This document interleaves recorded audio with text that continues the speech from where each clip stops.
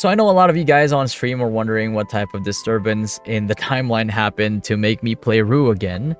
And well, you know, I was always of the opinion that Ragnarok Origin is the best iteration of RO since RO1. And even though I did quit, you know, people might be wondering why now? What's different, right? So I think I already mentioned, right? I just mentioned that I think Ragnarok Origin is the best iteration, and what would make it realize its full potential is proper monetization and balance that comes with it. But let's get down to the specifics of Rue Classic. I want to focus on what makes Rue Classic good. The progression systems being number one. Before I begin, I think the most important thing to mention is that there are no longer gacha systems in the game, and so far the devs have been listening to community feedback, and they have actually been doing daily updates to the game based on that. But with that said, let's continue. So sigils, statues, statue skills, and majority of the unnecessary progression systems have been removed. Vera scores, from the looks of it, have also been removed, and some of their functionality has been moved to divine armaments. For those of you watching who are Ragnarok fans but haven't played Origin ever, and you're kind of not familiar with what divine armaments are, think of it this way. Let's say you're playing a class. That class has multiple ways you can build it. But instead of requiring several different weapons or armor, they are all built in and you can freely switch between them. This means that as a high priest, for example, you have the freedom of switching to support if needed, and if you're on grind mode or you just feel like going on the offense, you can switch builds easily without having to switch to different types of gear for the most part. At most, you might switch between a one-handed and a two-handed weapon. And the other thing too is feathers have also been nerfed by a large degree. This means that feathers are more supplemental than they were before, where, you know, before they could single-handedly dictate if you would win a fight or if you could 1v5, 1v6. Now it's a lot more toned down. So to give it a little bit of an example, so let's say, for example, like how it was before, you can see how big of a difference it can possibly make. To put it in more extreme cases, for example, before, plus or minus 4,000 PvP damage bonus and PvP damage reduction, for example, would mean around, I believe, like around 50-ish%, close to 50, give or take, percent difference in damage received or damage dealt. They are going to nerf that closer to around maybe 5 to 10%, right around that area, to really tone it down and make it more of something that is supplemental rather than something that fully dictates if you are going to win a fight or not against one or multiple people. The other thing as well is costumes. Costumes, regardless of rarity, all have the same stats. This means that the inherent advantages that specific costumes had, including the mythic ones, are now in line with the rest. The fact that the game also gives you free costumes for doing the MSQ or in-game surveys even means that everybody is on a level playing field. This means that they are only for cosmetic purposes now, as they should be. And to kind of show you a quick example of that, we're going to go ahead and go to the wardrobe. Or rather, you know what, let's go ahead and go to the shop, right? So a lot of the costumes are free already. We've gotten it for free by doing the MSQ for the most part. And in the appearance, one of the only things that you can really buy with neon berries now are costumes and like mounts, which all have the same stat line. So right now, for example, this one right here costs 50 neon berries. If you wanted like a different look, you can kind of see it's P attack 15, M attack 15, and flat strength and int. And even if you go over to where the 200s are, it's the same stats. The 500, same stats, and even the 2500, they are the same stats as well. And if you want to go to the backwear, see the backwear, bit 3, MDEF, PDEF. And if you go to the more expensive one, it's still the same bit 3, PDEF, MDEF. And what that means is that even if you don't buy or get a back costume that you like from the main quest line, you're still going to get some type of back costume just by playing the game. And one of those things, for example, is if you go into your, right, remember, if you can go into your bestiary and then as you do your MR, you can go into shop after the things that you've collected, regardless if you have combat time or not, and you can buy all these costumes. And all of these costumes will have the same stats that the ones in the cash shop have.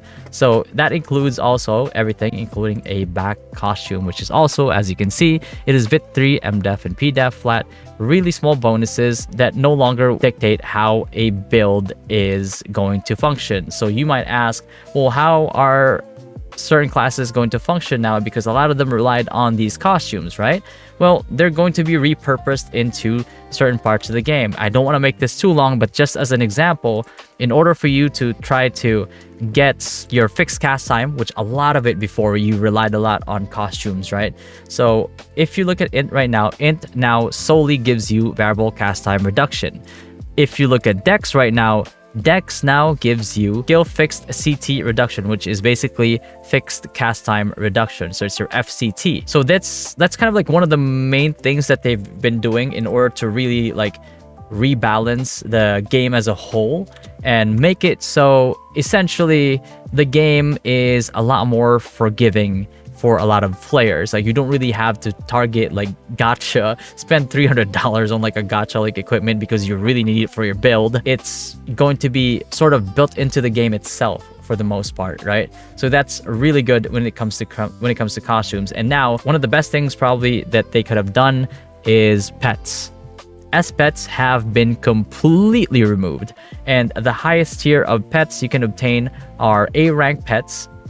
Anybody who played the previous versions know how abusive the S-pets were. So we're glad those are gone now. Pet gear also seem to have been removed, which means there is less things to grind for. However, I do hope that they transfer some of that tankiness or functionality to the pets. That way they don't just die instantly. And as an example of that, if you go into pets here right now, you can see under collection, it's all going to be just A pets. I do hope that they add B pets as well, because I feel like some of the B pets did have some utility, did have some usefulness, like the bulldog, for example. But so far, just A pets. All of them you can get by playing the game. That is something that is really, really good. And then the next part we're going to get into, which is the monetization. Classic has adopted a monthly pass / battle pass system that seems to be decently priced. But I'm not going to pretend that there isn't any level of pay to win in this version. There is.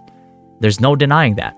But the barrier of entry has been minimized, and weekly caps are allegedly going to be introduced. Currently, the main concern players have is the amount of battle passes that you can sell, which is capped at 6 a week. There's no denying that this does give people an advantage.